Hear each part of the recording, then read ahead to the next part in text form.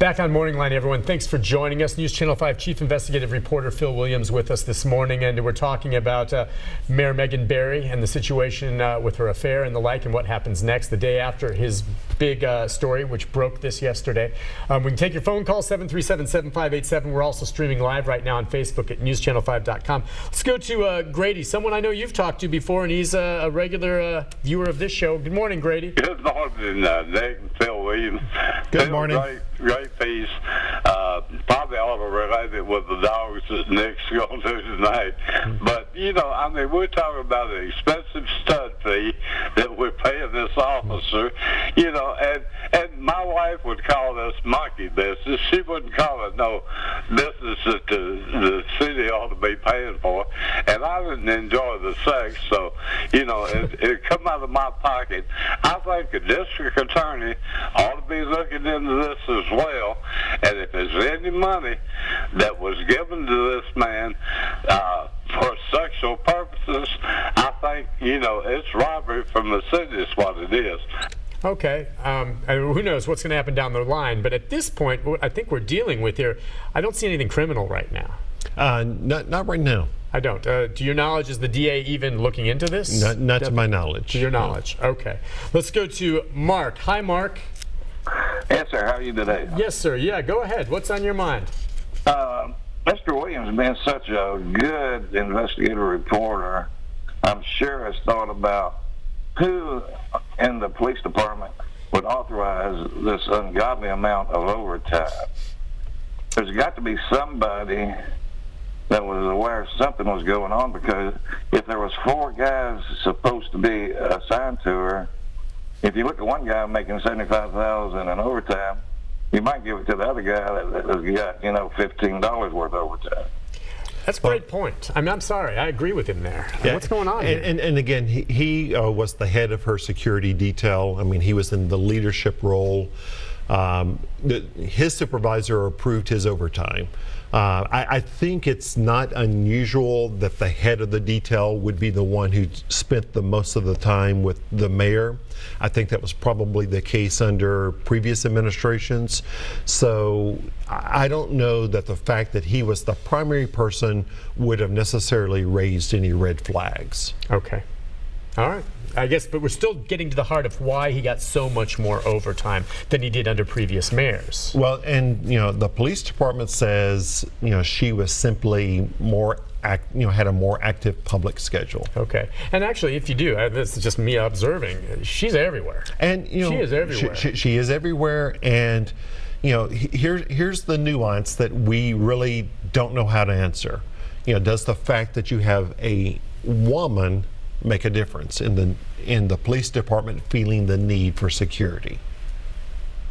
We'll let people kind of debate that among themselves about whether that, you know, makes any difference. Interesting. Okay. Let's go next to John. Hi, John. How you doing today? Good, John. What's on your mind? Well, first of all, excellent reporting as usual, but also the fact that the 10 trips or so that they took together alone, just those trips, at the very least, they should reimburse Metro government for that, just to be open and clean about it. Did anyone else take a single trip with her alone? Do we know, and maybe I missed this, so when she went on some of these trips, was it just her and him, or did she sometimes have some staff members with her, or do we know that? It's a little of both. Okay. And again, we just got all of that detail shortly before the interview, so we're still digesting it.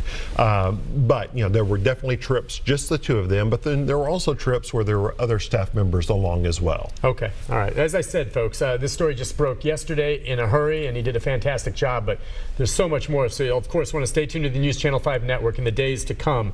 There will be follows. Let's go next to Leslie. Hi, Leslie. Hello. Hey, go ahead, ma'am. Hey, I have a quick question. If there's GPSs on all of the Metro vehicles, does hers have that? And if so, I know for a fact there were several meetings with her, with this guy in the city cemetery just about every morning. And y'all could track that, and that is during taxpayers' time. Okay. Well, he'll take a note of that. There's someone that, you want me to get her number? Sure. I'm going to put you on hold if you don't mind. We'll keep you anonymous there, but we just took the call. I think was that Leslie? Gosh, what number did I just hit there? Was that Ann or Leslie? Let me see. Was that, I'm sorry. Okay. Number Okay, 7. Yeah, number 7. Well, I said last thing we came in. We don't know. We'll get Leslie. We'll get your phone number and Phil tracking down all leads. We appreciate that. If that's true, you could maybe point us in the right direction. And again, I would caution our viewers. We don't know that for ourselves. Right. That's why we're getting it to look into it. And so she's just saying that. Thank you, Phil. Let's go next to Ann. Hi, Ann. Good morning. My question is, I opened the door for the mayor for several mayors, for several administrations. There's a lot of times at least 4 on the detail because there's always a driver, there's always a logistics person because the mayor's schedule is quite busy. Why aren't those people's schedules, those hours, at least when they're in the city, equaling that personnel? And those are the records I'd be looking at because I know at least on the same day you got that calendar, logistics person for the buildings and for the driver, their hours should be equal. And again, that's what, that's her opinion. Again, I do not think it's unusual that the head of the security detail would be the one getting the most hours. The point man, probably the one to get. Exactly. And I think a certain degree of familiarity between the people helps in terms of security detail. But I mean, we do know, we looked at the overtime for this past calendar year.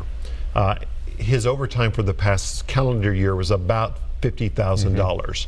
1,200 hours of overtime, which equals out to about 32 work weeks. Okay. Compared to that 50,000, the 3 other members of her detail combined had just around 30,000.